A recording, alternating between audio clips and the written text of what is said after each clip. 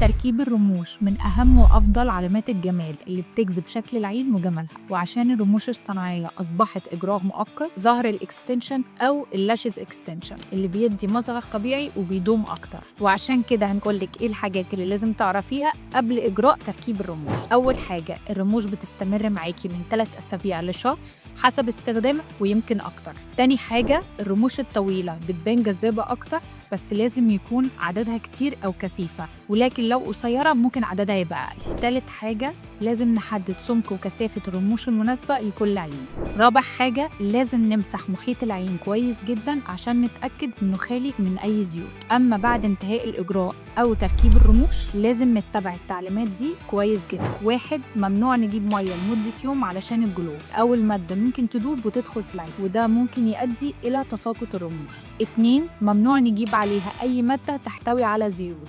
3، وأهم حاجة، لو اتبعتي كل التعليمات دي أضمن ليكي رموش جذابة بشكل طبيعي ومريح للعين. هستناكي في فيسز علشان تبرزي جمال عينك، وما تنسيش تسألينا عن باقي العروض.